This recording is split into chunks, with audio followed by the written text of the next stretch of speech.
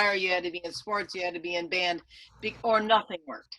Right. But because I had a brother that played clarinet and a brother that played trumpet, and luckily my father played the sousaphone, and my mother was a percussionist.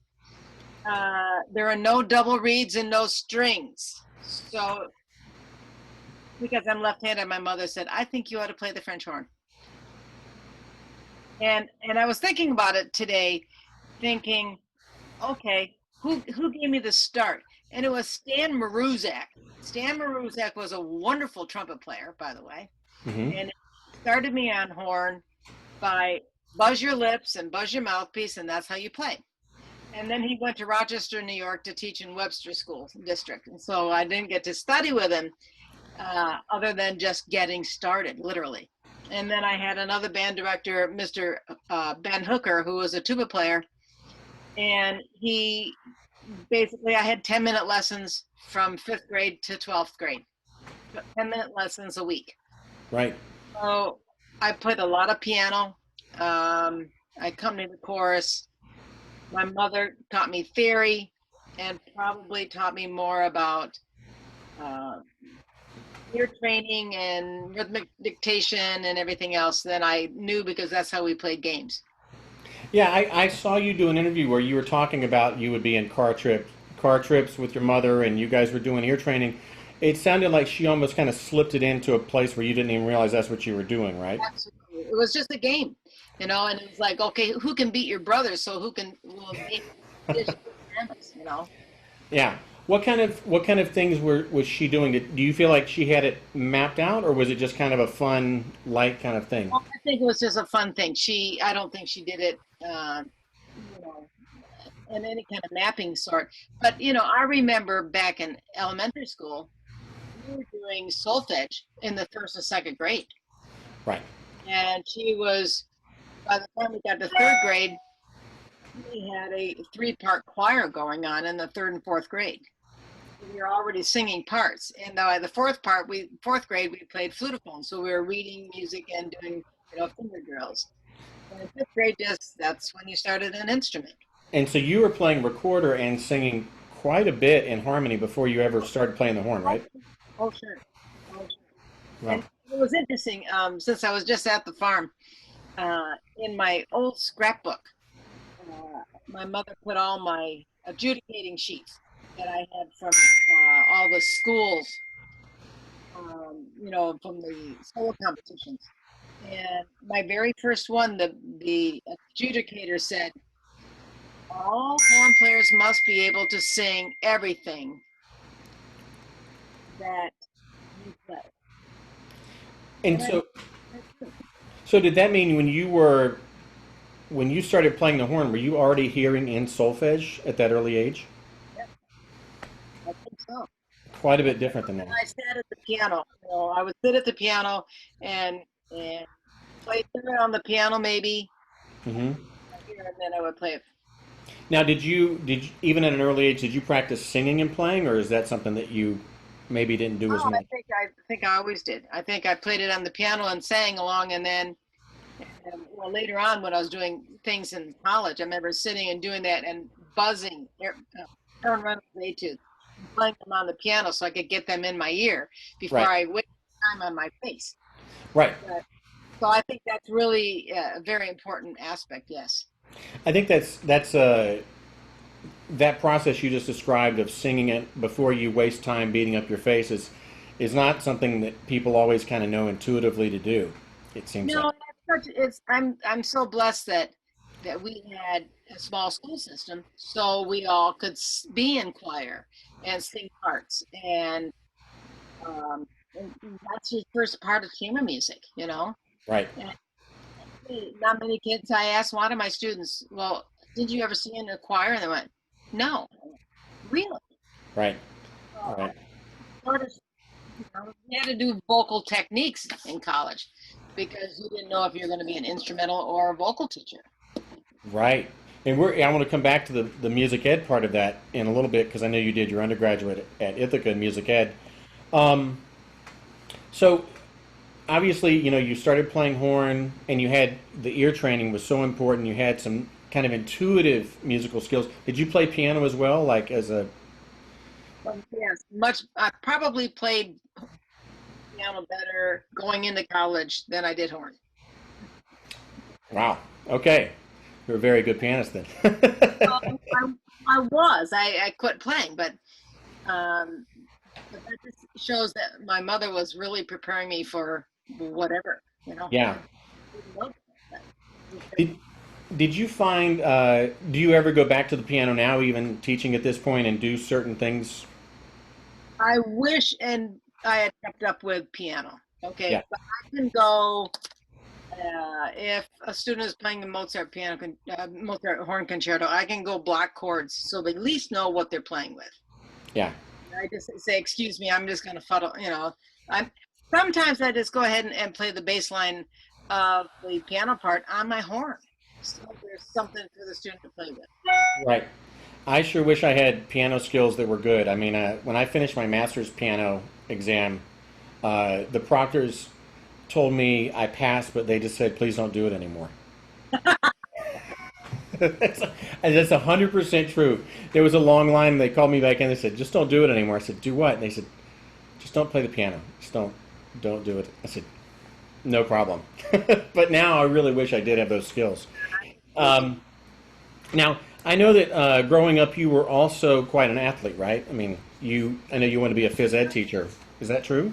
I want to say I don't know what kind of athlete I could have been because I was before Title IX. Oh, that's true.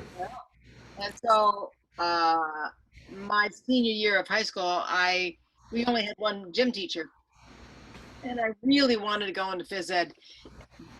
And so I taught the fifth and sixth grade girls class. He gave me the notes and said, "Do this," and he was there to observe me. But I had a ball, you know, teaching him how to do all kinds of things.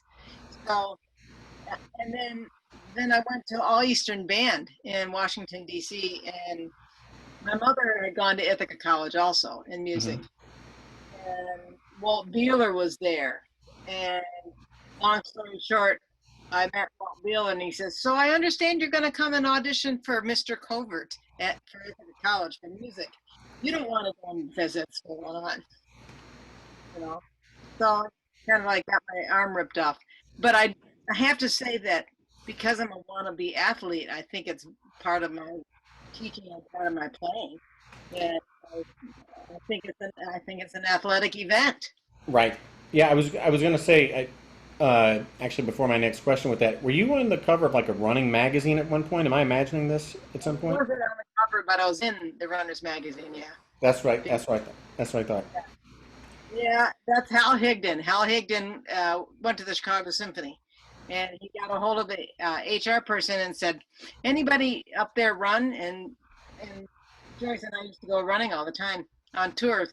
So we went out and ran. I felt like a fool because he was like just hopping up and down because he was an Olympic athlete. Wow. But he was the one that encouraged me to. He said, "Don't ever run a marathon, but if you want to run one, use this book." So yeah, I did. Okay. Now, did you play any team sports when you were in high school as well? There were team sports. Oh, that's what you're saying. I'm so sorry. Yes, there were any team sports, but I mean, we had a soccer team, right. and we went over and played in a great big, you know, 2 day weekend kind of thing, and just played all day long. And that's the only thing we could do. Because I guess my next question was going to be how. I mean, what did you see as far as a correlation between playing or running and wanting to do athletic things as a youngster, and how that might have transferred into the physical act of playing the horn? I don't think I thought about it then. I just liked sports. You know, Yeah. I watched my brothers play a lot of basketball, and I played a lot of basketball up in the Haymow, you know. Yeah. And um, but the more I realized that not only because I read, you know, Inner Game of Tennis early in my life, but it, it's just they're parallel. They're absolutely parallel. You know, your body structure, the way you hold your body, if you have less tension, if you see some of the best athletes like Michael Johnson who run the 200 meters, you know, I will Right. never forget when he was running that Olympics. And everything was just loosey goosey in his face and his arms, and there was no tension. Right. And you look at the best tennis players, there's no tension. There's just power. You look at Bud Herseth, and it was just breathe and blow. There's no tension in his body. It was just going. Right. So there's a correlation. Well, just hearing, I want to come back to something you just said. How old were you when you said you read The Inner Game of Tennis? Probably 22 or 3. I was auditioning for the symphony Right, right. So for some, at that time, like that. But I know. yeah, right. I mean, that and probably maybe psycho-cybernetics were sort of the first couple, right? So for people who might not be familiar with The Inner Game of Tennis, it's sort of a book that talks about self one and self two, and that one is a more instructive side of your brain, which is really the ego, and the other side is the natural learner. Um, so I haven't gotten to the questions about young students yet, but I guess I would ask you. It sounds like you had quite a bit of the self two in that learning equation. By the way, your mother taught you, and just kind of being around music without thinking about a lot of things, right? Would you say that you had so probably less? I would imagine you had less physical thoughts about playing than the average person then at that age. Yeah, I don't think, I remember asking my teacher, Mr. Covert, well, what about this? He said, Gail, please don't think, just play. And then when I started teaching, I called him up. I said, well, what about this? He said, well, you got to think about it. I said, oh, you told me not to think. So it's, at some point you have to know what you're doing, but you got to forget that when you're in the heat of the battle. You just have to go and play. I'm sure Roger Federer doesn't think about how many steps is he going to take to get to that ball. He just doesn't. Right, right. Same thing. But you're just conditioning the body to do things automatically, so you don't have Yeah, to think about it. I'm an old fuddy-duddy when it comes to basics and etudes, because I think that is where you learn how to play, and you can make all the mistakes you want to. Right, right. You don't get a head trip over anything because you're just learning. And it's like the Talent Code book. I love that book. I think it's so important for people to read that. And and then you add the excerpts on top of all of that technique, and oh, they're not as hard as some of your etude books. So aren't you lucky? Right. Well, speaking of that, so before you went to Ithaca when you were in high school, did you have an understanding of like working on fundamentals like you would have later? You were just playing a bunch of music.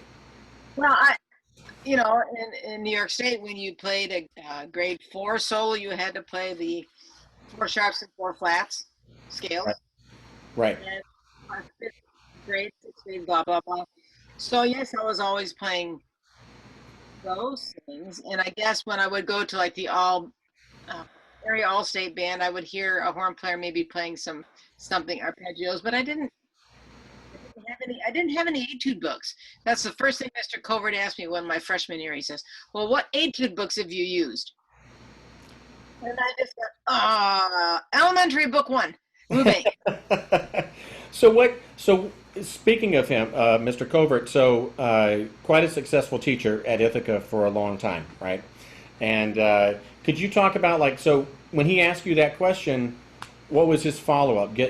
Buy these books. What was the next part of that? That was it. He said, okay, well, this is what you're going to do. Okay. And so I still use those books. It was like Maxime Alphonse books, especially the Chantal Theoretical Scale Study book. Hmm. He had me get the preparatory melody book that fucking hubby put in. However, those are all Chantal melodies, and there's 4 short ones on each page, and they're in different keys and different styles. And that was like the first book that we went through. But boy, he put me through so many etude books. That Pontac book you mentioned really is also we use it for trumpet as well. There's a very good version of that. I don't think it's as popular as it should be, but it's a very good book. So did he right away kind of get you into a routine of fundamentals, or can you kind of describe what that was like at that time? What things Boy, did he have you doing? correctly, he probably can remember better than I can, but I just know that we started doing a lot of the Farkas routine. He presented that. Uh, he studied with Milan Jancic. Mm-hmm. We used that book a great deal, The Practical Guide to the French Horn. Right. And all of those lip slurs, and it all goes back to, they're all the same, Right. Right. Right. And now you think, oh, well, yeah, sure. I mean, I look at the Dufresne routine that Tom Bacon put together. Well, he was a teacher of Phil Farkas. Right. And Frank Belku I also studied with. And so they're all just on the harmonic series. Right. And Mr. Covert, I didn't study so much of this, but I know he did it more later in his career at Ithaca. But he really got into the natural horn. So I think that was always in the back of his mind, that we have to go back to where we come from. Right. These valves are just the different crooks. So, we were doing scales and arpeggios and just all the basics that you should be doing. Now, how would you say that is the routine that you do now quite similar to that? Yeah. Okay.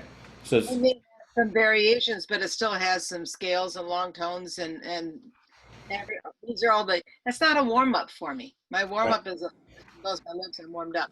right. But my warm up, that becomes my daily duties that you got to do them. And Yeah. the more you can rely on, I've done all of this work, then playing the music on top of it is it's like that it's there. So can you marathon, if you haven't done all the slow miles, you're gonna hurt. right? Okay. Can you describe can you kind of describe how you lay your warm up out now? Yeah, I've been enjoying these horrible times in the fact that I've been watching other people do their warm-ups. So this morning I did Andrew Baines' warm-up, who's the principal horn of LA. Mm-hmm. And a lot of the things I'm doing more of the trumpet stuff. Right. Right. Thematics Mm-hmm. all the time. So the first thing I do is I kind of buzz my lips and make sure that they're going, and then I play some on my mouthpiece to get the air going, and then I start with chromatics every day. I start in the middle of the horn and I work up and down, and I spread it out. So it's very similar. Do you do that out of Clark?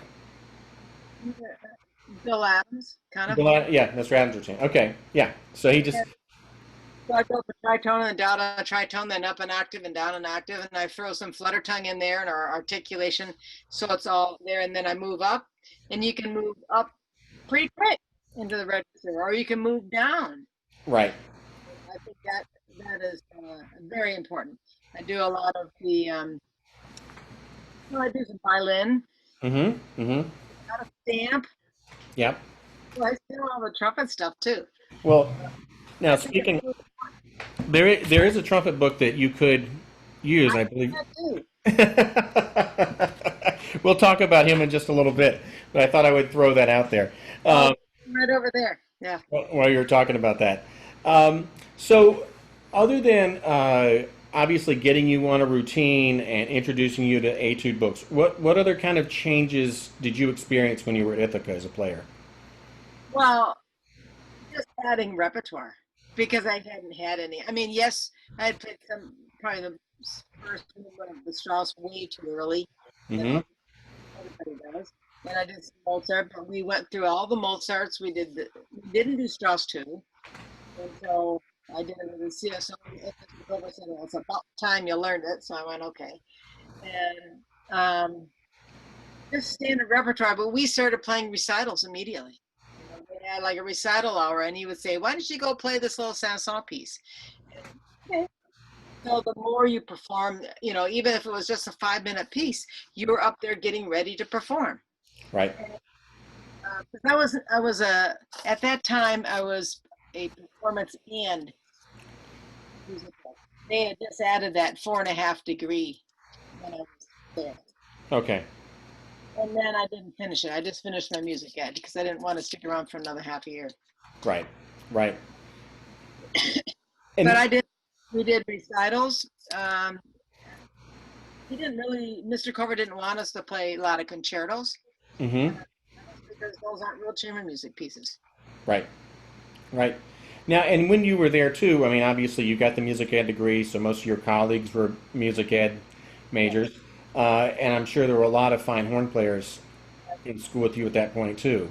Um, would you say, and I've noticed this when I've taught in college too, that I feel like a lot of times the music ed majors now versus 20 years ago have a lot more things they have to do that are not music related. And have you noticed that too? Oh, Yeah. And it's kind of difficult to navigate, right? Especially as a teacher, if you have a music ed student and they have to take so many classes and you see their schedule and you think, where do you eat to start with? And then where does your instrument fit in? It seems very difficult. the students that I have are also performance majors. Right. So it makes it really tough on them. Yeah. And how does what is your ratio in your studio at Northwestern of education and performance? I think I have three music ed, and this is talking, well, I've taken away the graduate students. So, um, 18, I think I have 15 performance. Some of them are also double degree with something else, you Right. know. Right. You're at Northwestern, you should probably get more than one degree if you're going A to. lot of them are getting another major. Some of them are in a math major and performance, things like that. Yeah. Gotcha. Okay. Um, so let's talk about then you went to Chicago and did a master's at Northwestern. And you want to talk about how that was maybe that experience was a little bit different than the environment you were at in Ithaca. Well, I didn't study any excerpts when I was in Ithaca, basically, because I had to learn how to play the horn, and we were doing get in, and when I made Tanglewood after my junior year, it was really the first time I heard an orchestra play consistently. I'd never really heard an orchestra play, and I was just absolutely gassed out to hear Boston Symphony play three different beautiful programs every single week, and Right. all I wanted was to practice my horn, and I had to go student teach. That was really hard. But yeah, I was a student taught in a great school up in Syracuse with Bruce Barrett, who was a wonderful and a great educator. Now, His son is Michael Bird, the percussionist. oh, okay. I knew I recognized that name. Now, when did you what recording? I meant to ask this sooner, but since we were talking about this the first time you really heard an orchestra, were you listening to records when you were growing up of orchestras, or were you hearing this kind of music, or not so Well, much? my mom really wanted me to be in music, and all I didn't really want to be in music. So when the New York Philharmonic was on the TV, oh, I thought it was time for me to go to the barn and do my chores. That was really bad. But now I seem to remember seeing an interview with you, though, where you talked about the Gabrielli LP. That was in college though. That came out when I was in college. And when I was sort of dating a trumpet player, and we had quite an argument of, you know, yeah. And I said, well, see you later. I'm gonna go to Chicago. And that's literally what happened. You, I heard Bud Herseth play it, and my brother had been a pretty good trumpet player. I thought, trumpet player I've ever heard. I'm gonna go hear that guy play. So I moved here in January in the middle of the year. And yeah, I'll have to ask you some other time what trumpet player the ex-boyfriend wanted. um, yeah, no, that's such a great recording. And if people don't know the recording somehow that we're listening to, we're talking about the Cleveland, Chicago, Philadelphia recording of those brass sections. Um, I have two copies of that, and one is signed by Bernie Edelstein, the other one by Mr. Jacobs. And wow. and Wow. yeah, so it stays in the wrapper most of the time. So then you went to Chicago and you did your master's at Northwestern, and while you're there, you also started studying with Mr. Jacobs. Yes. Okay, so I know I'm sure you've talked about this quite a lot. Can you talk about what that was like, what that kind of shift was when you first started to be with him? Well, I was encouraged to go to him by Frank Brout, who I was studying with at the time, and getting ready for some auditions. And also, I don't know if you know the tuba player Gene Dowling. He was a good buddy of mine. That was at the time a master student also, and he was studying with Mr. Jacobs, and he said, "You want to go down and play for Mr. Jacobs?" So I finally got a lesson. I think it was probably 74, Right, right. about then, maybe, yeah. It was before I was in the symphony, because I remember doing symphony work, audition work with him before I got in 78, because I was in the finals in 74 too. But yeah, my first lesson was take biggest breath possible and exhale through this machine. So I did. He said, "No, no, no, my dear, you're doing this all wrong. Yeah. Biggest breath possible and exhale through the machine." So I did it. "No, no, no, my dear, you're doing this all wrong." So by the third time, he said, "Well, we have the same amount of air capacity, and I play the tuba, so it doesn't make any difference how much you have. Is what you do with it."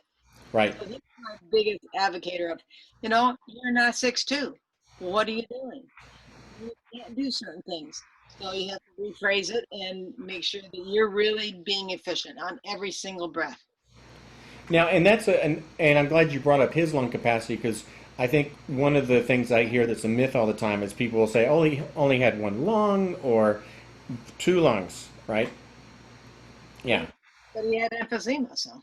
right. Which is a big reason he studied so much anatomy, right? Is that right? He wanted to be knowledgeable about the body, and then one thing kind of bled into the other, I guess. So, now, what would you say, as long as you've been teaching now and as much time as you spent with Mr. Jacobs, do you think there are any misconceptions about his teaching that you see and hear when you talk to people, or are you?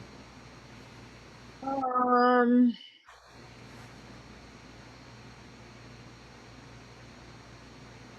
he was such a singer, you know. Everybody thought that he only talked about uh, details of breathing and buzzing and blowing and everything. But he wanted that to be his song first. I mean, he was like, "You got to sing that," and he was a really good musician Yes, and a great phraser. And I think people forget that because they're all into how much air do you take in and how much you use and all of that kind of thing. But it was only to make that music alive, you know. right. To spin it. And I spent a lot of time, sitting in front of him, and I would take a lesson on Saturday morning, and then I play a concert in the evening, and he was sitting behind me, and he would say to me in the lesson, "Okay, this stuff that we just been working on, this is for you to work on. I don't want to see you using it tonight, and I will be watching."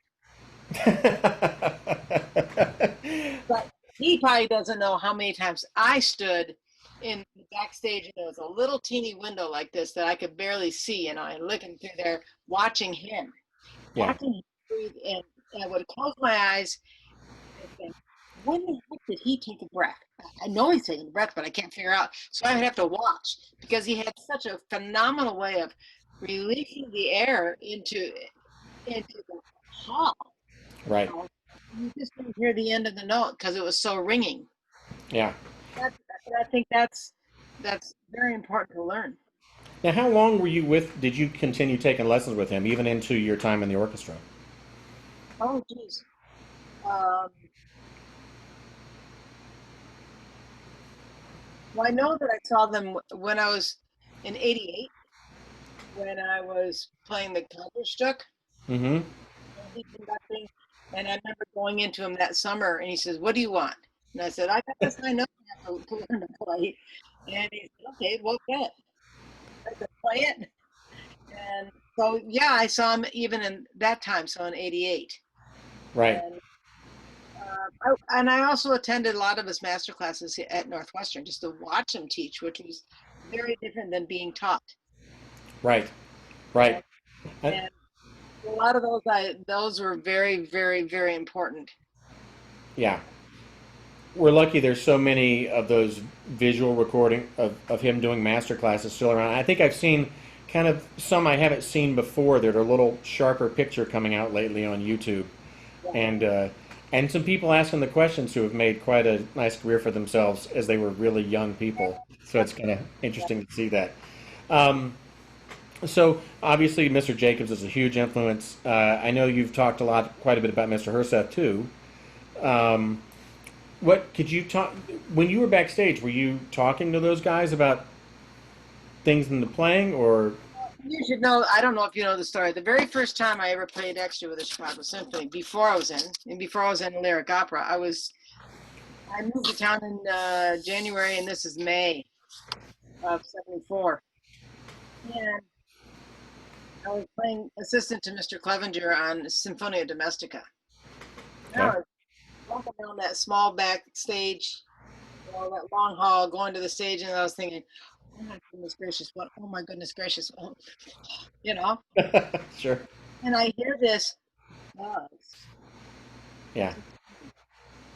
And I slightly turned around and went, yeah, and who has the most resonant trumpet, brass sound in the Chicago Symphony? Mr. Person. And that's his buzz. And Right. that made me start thinking. Yeah. And Yeah. then I had many, many, many opportunities to visit with Bud about that. Yeah. Yeah, I mean, he felt that it was very important to buzz, and his buzz was so resonant because there was no tension. Right. People get off on, oh, you can't buzz, you can't do this because there's too much tension. Well, there wasn't any tension. He was just throwing so much air against those lips that were loose. There was no tension. Did he talk to you about things he practiced or how he prepared for things when you what what kind of things do you have any recollection of some of that? The Charlier etudes, he could play by memory. Yeah. He would sit there and play them before a concert. On tape. Wow. When we were on tour, he was very regimented in with his routine, which that was him, and that's what worked. So that's what works. But when we were on tour, the symphony started getting a big room for us to go play in. Right. And I would go down there to practice, and he'd be in there. And he says, "Oh, you're here in the cheaters' room again." And it was usually Grover Schultz, English horn, Willie Scarlett, and myself. Right. Maybe Right. other times of the time, but I seemed to hit it when he did. And he was always playing his arpeggios and scales and some etudes. Yeah.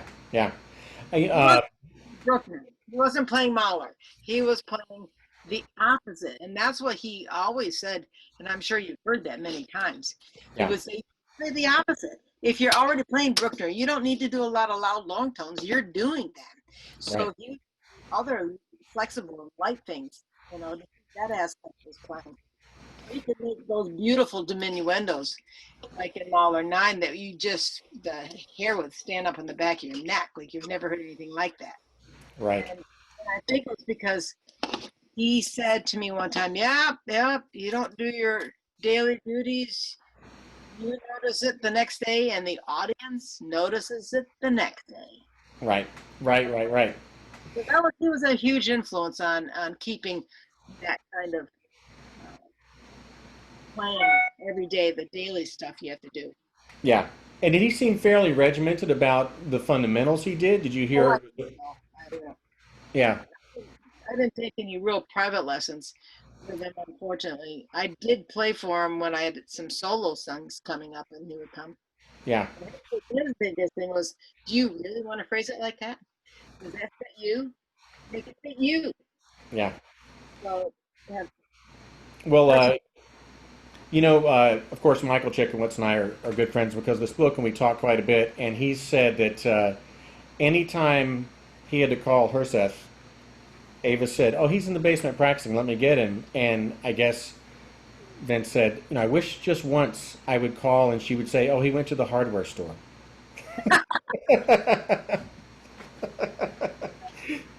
So, speaking of Mr. Chikowitz, obviously a giant influence in the brass world, especially the trumpet world. And you also taught with him at Northwestern for a number of years. Is that right? I was a student, when he was there, and I remember playing for Barbara Butler's jury. I'm play piano. Really? It's a simple piano part, but he got the biggest charge out of that. Yeah. Yeah. He also, I went into him because my teacher didn't really want you to learn how to double and triple tongue. He wanted you to really work on your single tongue.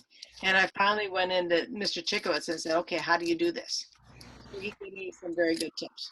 Yeah. Do you remember what kind of things he said about that, or? And I was way too far back in my throat. So that leads me to another question actually about articulation, because there's some excellent master classes of he and Mr. Jacobs on the Northwestern website, and he talks about the syllable he uses for single tonguing being to or do. Do you find that that's similar to you, or do you have other thoughts on that? No, I use to or do.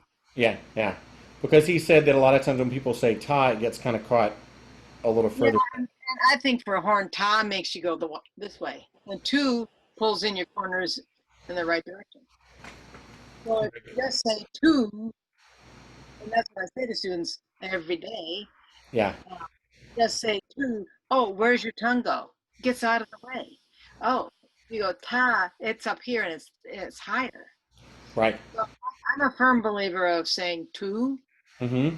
That's the place where it articulates from, wherever that is on your teeth, and it brings your corners forward and it makes your lips not as tight. Right. Did you when you were teaching with him, did you guys talk about any of these things, or? Um, no. When he was there, I was still in the symphony, so I was kind of coming in, blasting and teaching a couple students, and going home and taking care of my kids, which were very young at the time. Right, right, right. I had a chance to sit down with him per se. I just remember talking about, oh my goodness, what there's so many students. What are we going to do with students? And he said, "There's."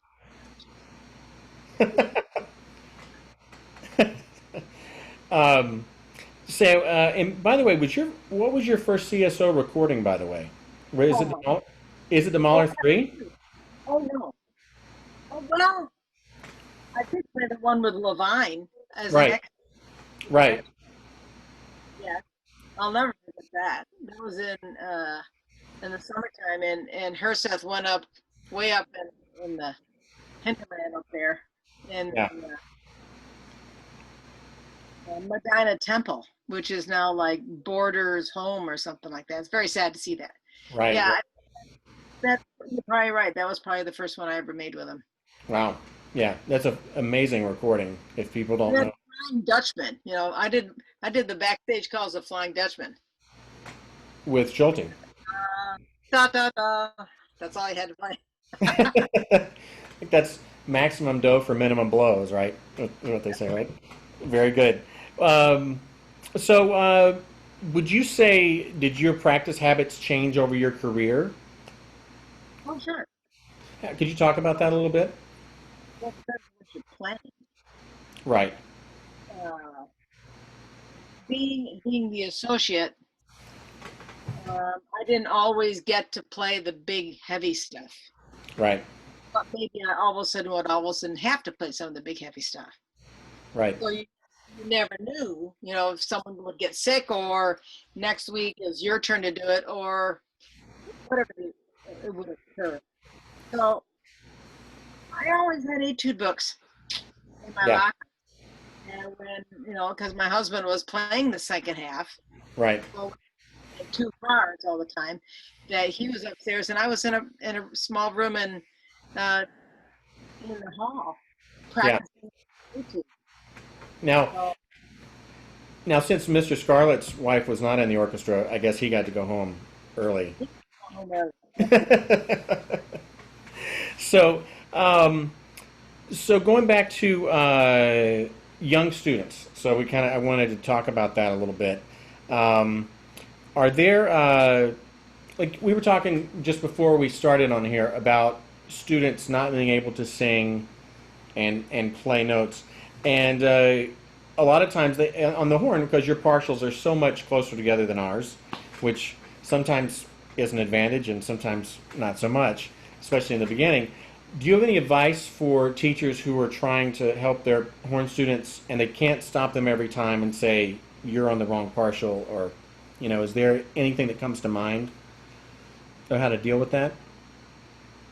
Um, I think the part of singing, is the most important because if you can't hear it, you can't play it correctly all the time.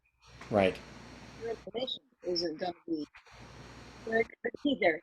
So Yeah. I think being able to sing it is very important. Something that I've been thinking a lot.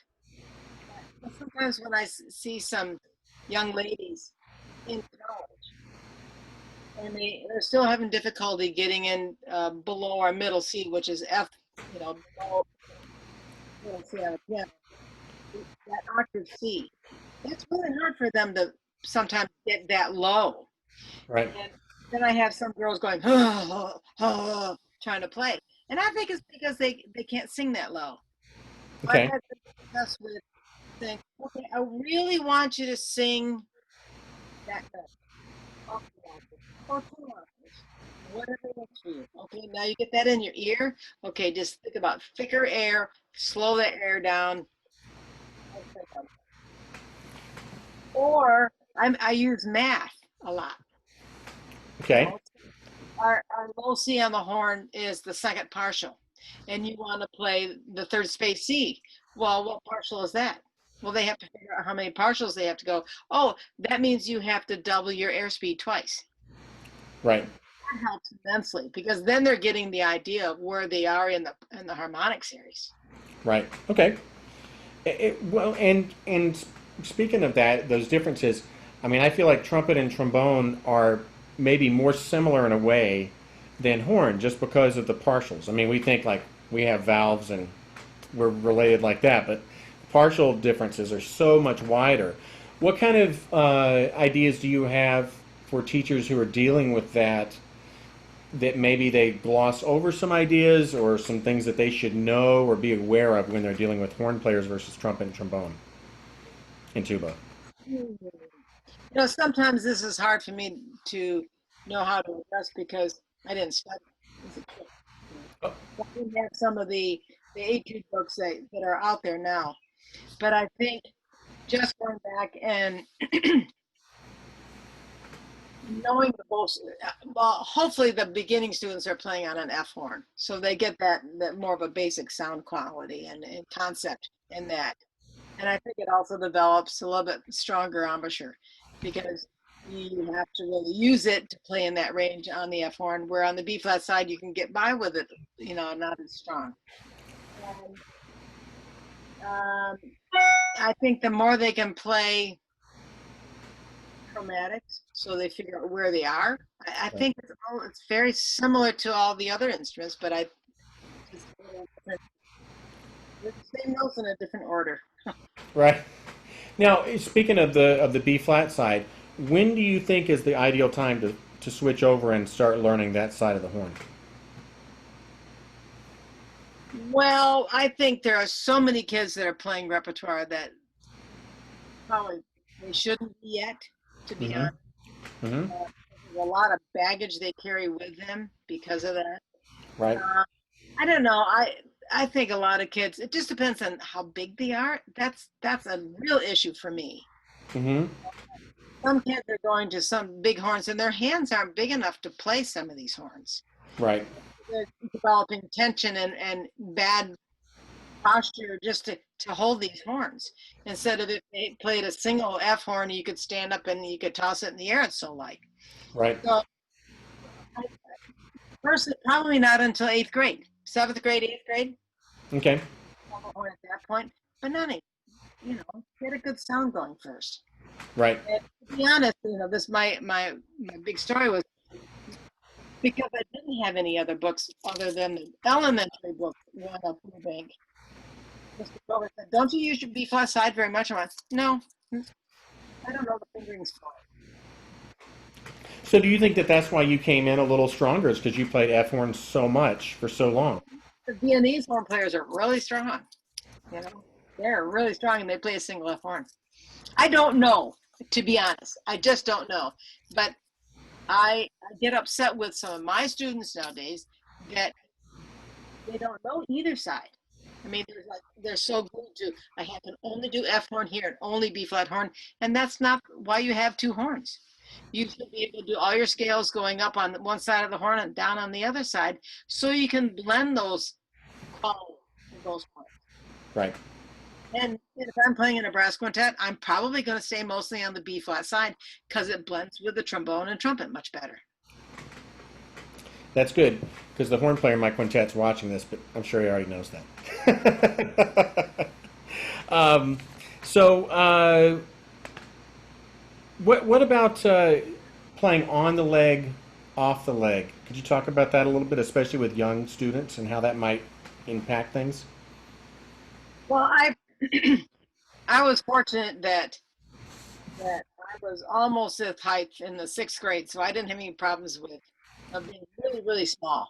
But I'm still pretty small, and I play off the knee, and there's a big reason because if I put if the horn on my knee, it lands up on my nose. So I'm so short, and Yeah. then you get the horn too down to you. You have to do too many things with your body. To put it Instead on of your name. bring the horn to you, like the trumpet, you bring the trumpet to you. The trombone, you bring the trombone to you. The horn, you should bring the horn to you instead of you adapting to the horn. And I can say that there are many young students that say, well, my shoulder hurts. And I said, you're too young for your shoulder to be hurting. And it's because you know, they are adapting to the curve. And I've seen a lot of people with bad necks in the older life. Yeah. And curvature of spine, maybe because they're doing this all the time, because it's not like the trumpet, Right. you're lucky right there. But I also believe, and Tony Plug kind of would go like that, and I think you can do that on the horn. You can kind of go and yourself, bring the horn to you. Yeah. As you play on the knee, does it fit you? Well, maybe it fit a young man when he was in the 8th grade. Oh, he grew, he's 6'3" now. Doesn't fit anymore. I had someone come to me recently that he put his horn on his knee. I got him to sit up really tall like Mr. Jacobs or John Hennis would have him do. The mouthpiece came here. So there was this much that he was collapsing. So I said, that's how much lung capacity you're losing. Wow. So, yeah, I mean, that's not good for anybody's health. I think even hearing you describe that makes me want to sit up taller, just like when you see an old person hunched over you immediately and it stretch your shoulders back, It's very, I've done a lot of Alexander technique, and it's a very big part of my life. Yeah. It really is something that everybody should address in their playing. Speaking of that, and this is probably something I hadn't thought of until just now when you mentioned it, but as far as people's feet, that's something that figures in Alexander technique when playing a brass instrument too. Could you describe like what you think about with the feet? Because a lot of people say, oh, they need to be flat on the floor or one in front of the other. What's your preference on that, and how does that work for you? I think they can't be wrapped around the legs of the chair. Good start. Not all the time. You see them tucked behind. The minute you tuck your legs behind there, you arc your back, which then that's not a natural posture. Right. I also do stuff like a colleague of mine does Aston patterning, which is another body kind of it's different than Alexander technique, but it's a position of the body. And I usually put one foot in front of the other. Yeah. I use my right foot farther out than my left, mainly because that's the way I like to stand so I don't twist on my horn. One. Mm-hmm. That's my gas pedal. That's how I go faster. That's how my faster air goes. From one foot out in front of the other. Going from one thing, I'm going to go around that OS curve, as they would say in race car driving. Right. OS curve, and you just push that gas pedal down. So that's what I use that as that. But I think you have to be careful how tall you are and what kind of chair you sit in. Right. Because your knees are too much they're straight along with your hips, or they're higher than your hips. So you have to learn to get them out. I do notice that a lot with young students because unfortunately their chairs that they sit in while they're playing in schools seem terrible a lot of the times, and it's really, yeah, and it's really something that people have to adapt to. Or Yeah, I wish they would just make good old wooden flat bottom chairs, you know. yeah, yeah, And I can't see that I have a great big green exercise ball over there, and that's what I sit on to practice. yeah, yeah. That's I, not a big, that means you have to sit still or you fall off. I'm sitting on a big cushion about that thick right now that I always take to gigs because I never know what's you're gonna be sitting in. So and so we talked about this. So when kids are they're talking about warming up, and I mean, you see.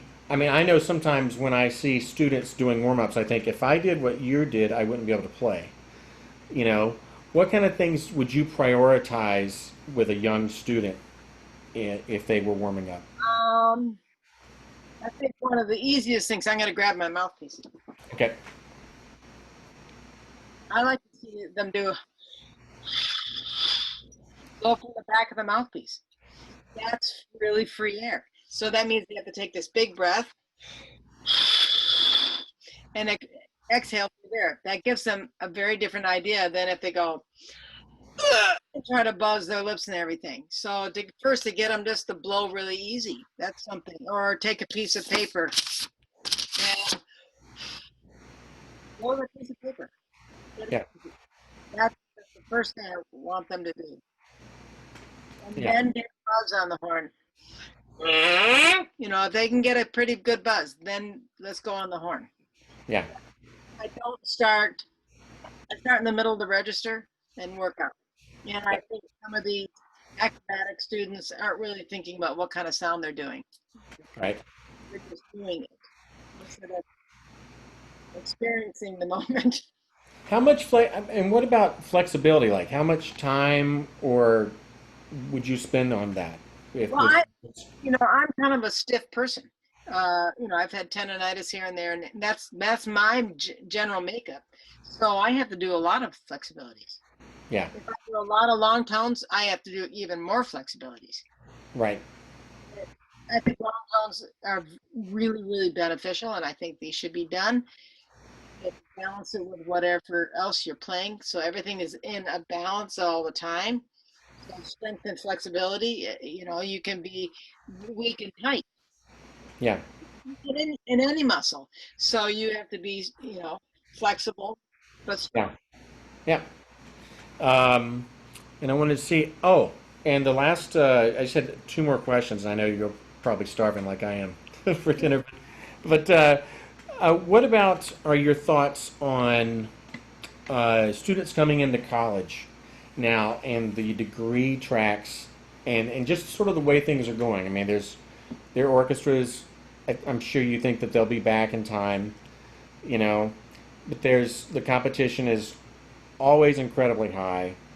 What kind of I mean, I guess I know the Doc Severinsen answer was always if you have to ask if you should do this or not, then maybe the answer is you shouldn't. You know, Interesting. Yeah. what are your thoughts on that when people are deciding if this is a track they're going to go down or which track they should go down?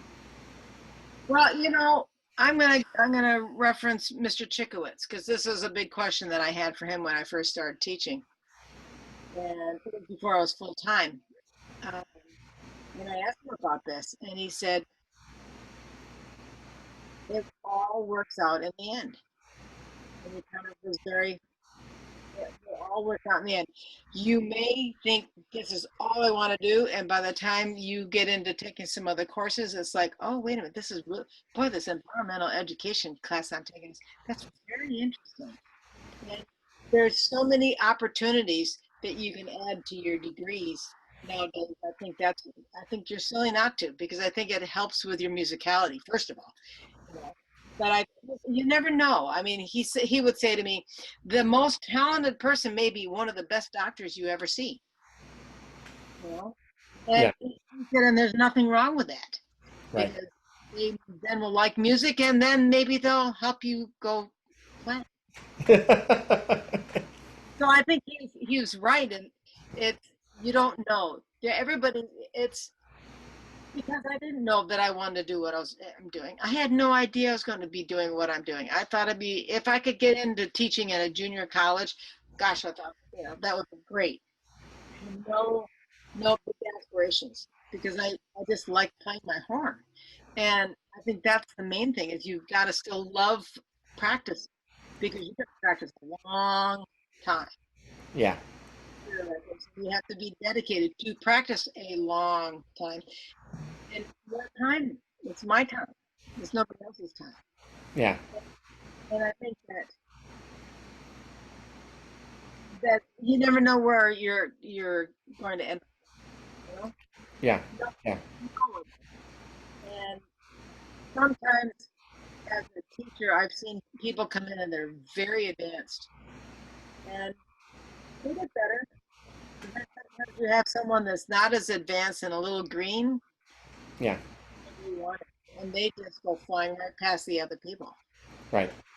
It's really fun. It's really fun to teach people like that. And it's just like, wow, you just kind of spoon feed it. Don't make them think too much. Just to keep them on that right kind of straightaway road. Don't let them get too many curves in there. Yeah, that's great. It's you just don't know. You Yeah, just don't. I think orchestras are going to come back through this terrible time. Yes, I think um, I've said this to many of my students. If you don't take this opportunity to work on things you can't or no normally do, and you not maybe that's your best part of your playing, work on it, get it better, so yeah, it gets better. And and if you're not working on repertoire, what's wrong with you? Because this is your opportunity to go listen to all the Mahler symphonies, sit down and play through every single one of them with the recording. Now you have time. And when these auditions open up, if you're not ready, that's your fault because right, you have all kinds of time to be ready. right. So that's, that's kind of why I think you have to take advantage of this kind of time. I would Yeah. love to see my students one on one and not through the computer Mm-hmm. because I can't see what they're doing with their feet. I can't see what they're doing with their knees. I can't see what always if they're being a turtle, Yeah, coming forward to their because that's just the way the camera is. But you can direct them. What are you doing? What are you doing with your feet? Can you stand up, please? And so I think that helps. right. What kind of changes have you seen with the students you have coming in now versus say 20 years ago? Do you think there's Technically, anything generational? yeah.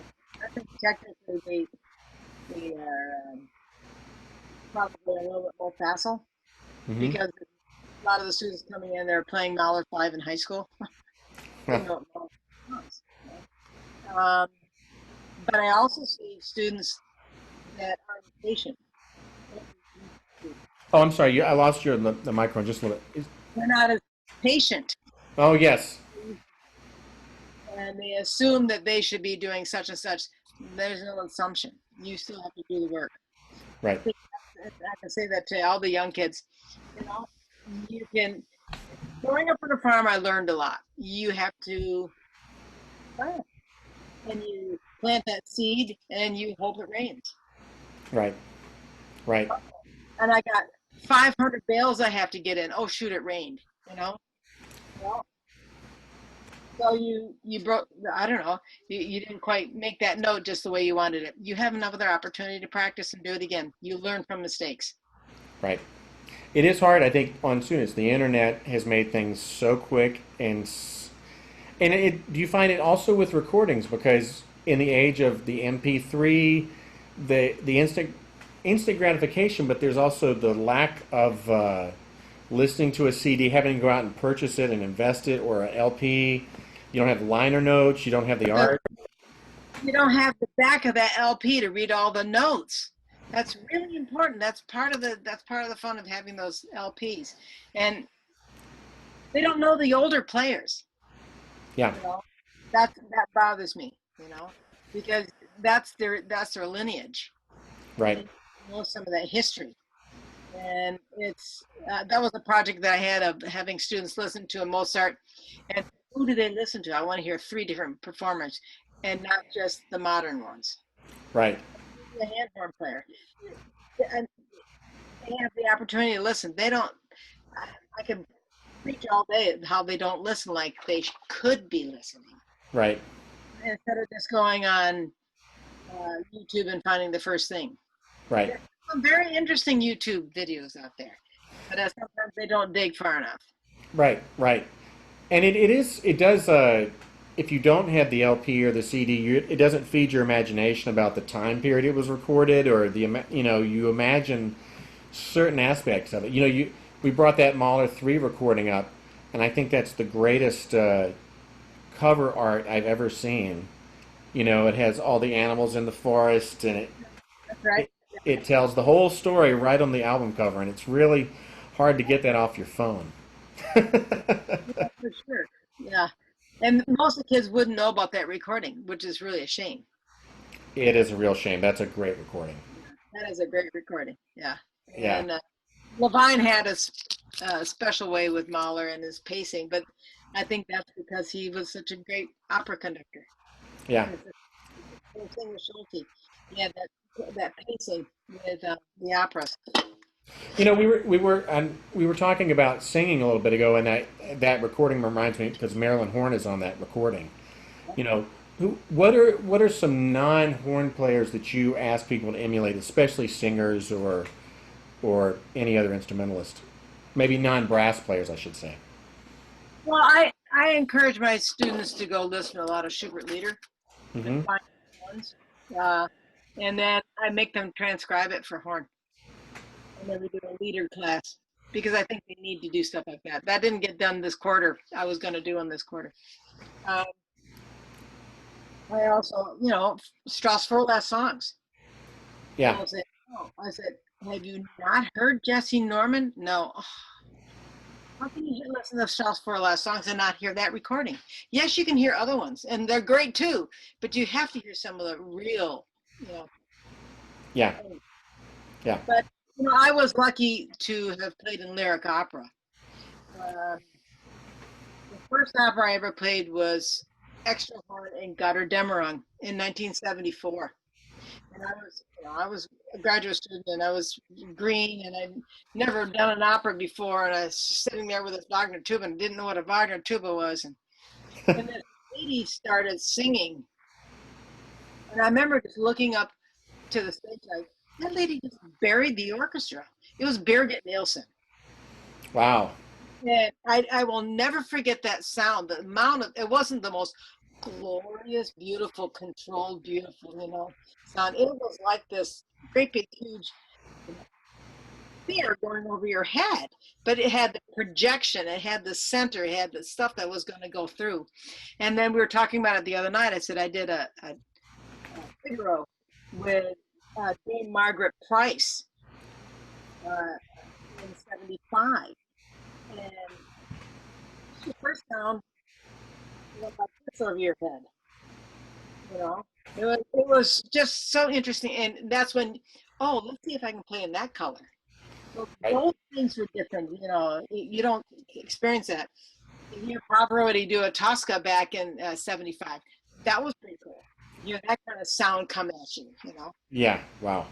Yeah, to sit there and look at them up on the stage, it was just amazing the amount of volume that can come out of that one body. It's just amazing. Yeah. So the singers, yes, because if I had a great voice, I'd be singing and not playing the horn because they have the great repertoire. Yeah. We're just parts of it. Well, at least you guys have Mozart. I'll say that. Yeah, we have a little Brahms too. So Yeah, Brahms, Mozart, and Beethoven a little bit too, I guess. Right? We don't have that. So, well, there are some people in the chat, and I'm just going to see if anybody had any more questions. Maybe not him. Gail, you still there? Yeah, I'm here. Okay. So I'm still new with this. So I'm going to, I guess if anybody has any questions. Ask me to put it in Chapter on Zoom. Yeah. Okay, so I see it in the chat here. Um,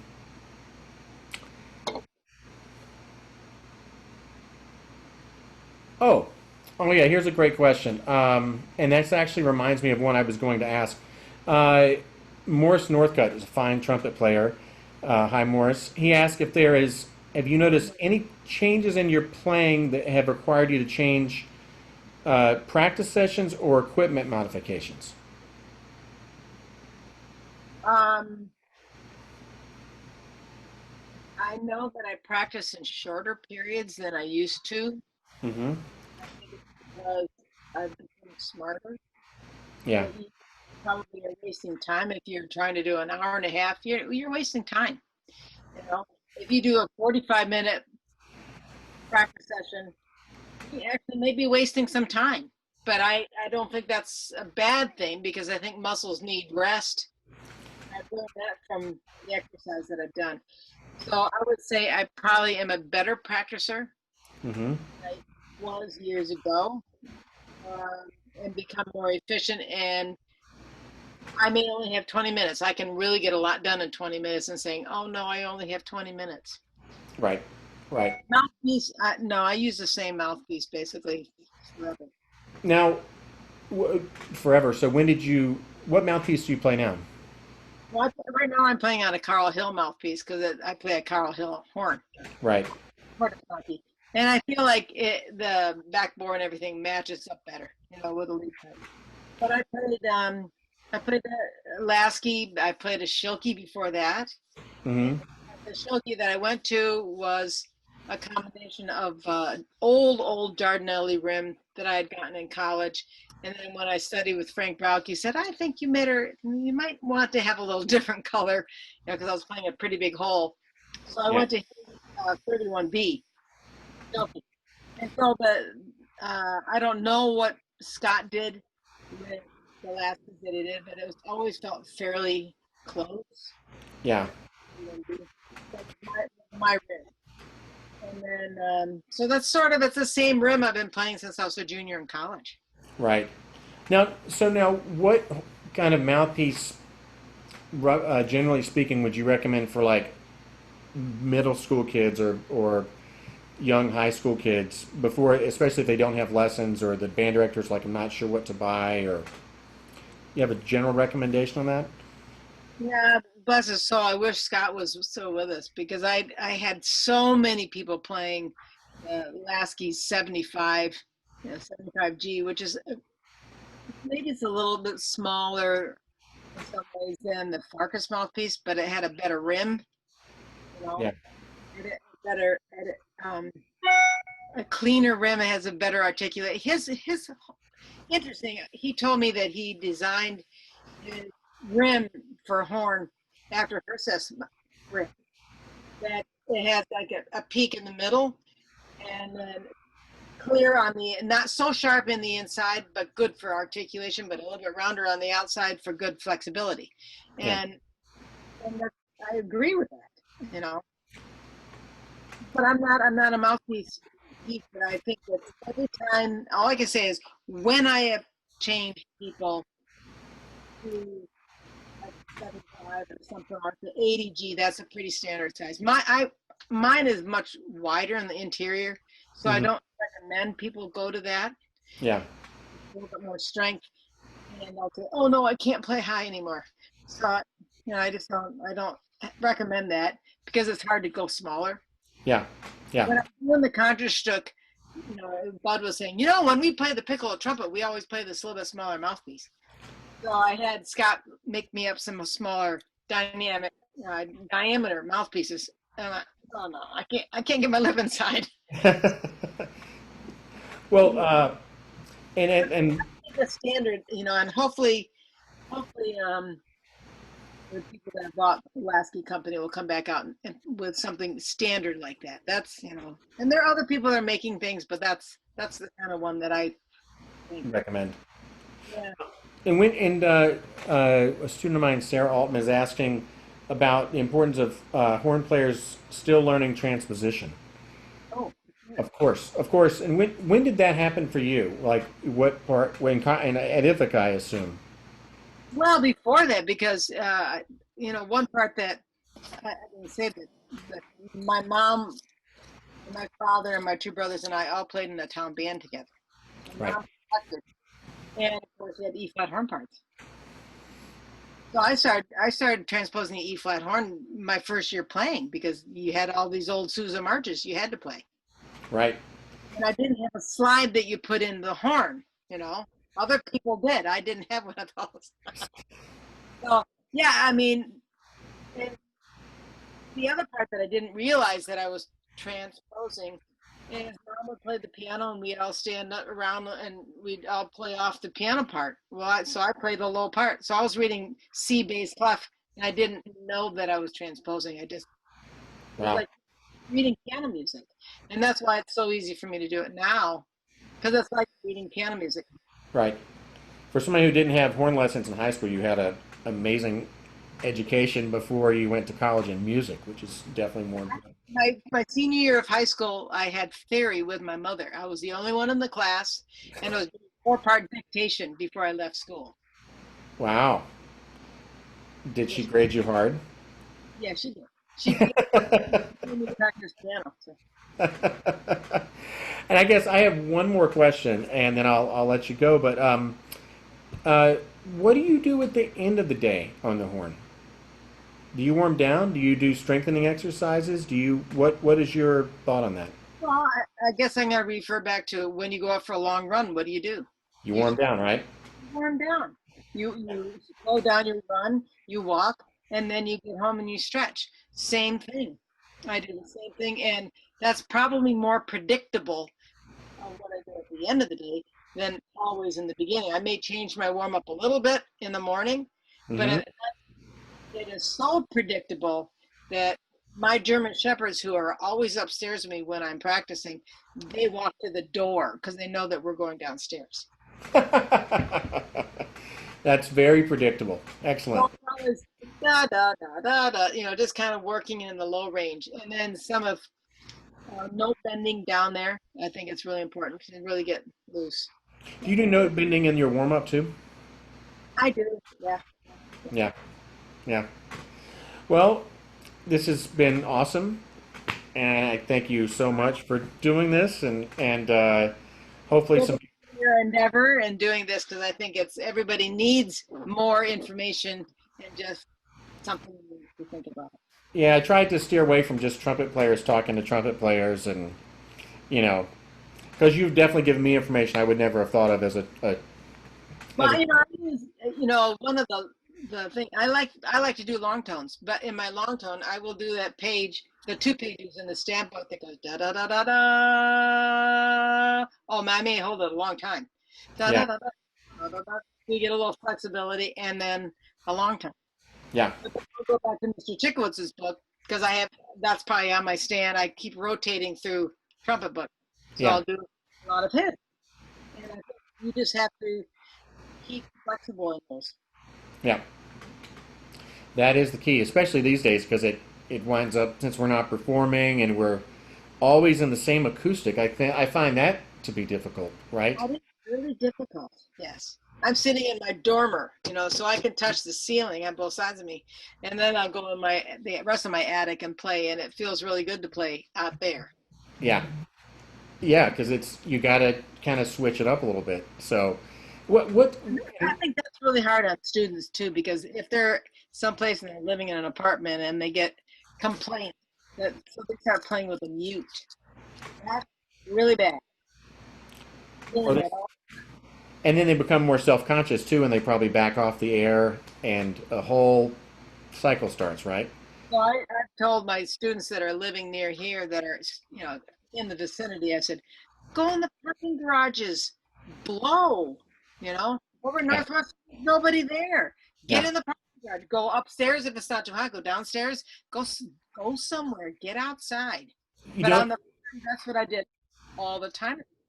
Do I you know played Chris Smith in San Diego, the principal trumpet there? no. But he's recording all of his etudes in a parking garage right now. And he calls it the parking garage sessions. He sounds great, but I mean, why not? You know, yeah. if it gets really good, put your case out there. Maybe you make a buck. You know. Well, everything's. I think he's filming them in black and white, and I think something from like the Nixon era is going to happen in the parking lot or something. I think that's the most important thing is just to get out and get out of the small spaces because Yeah. that is time to make go in for an audition. You're not used to playing in a big place. Yeah, it's quite a shock. So, well, Gail, I can't thank you enough, and I'm looking forward to talking to you in person at some point. Hopefully, I'll see you at the Midwest. That would be great. Our fingers are crossed for that. So, thanks. Thank you so much. Appreciate it. Bye bye. Have a great night. Bye bye.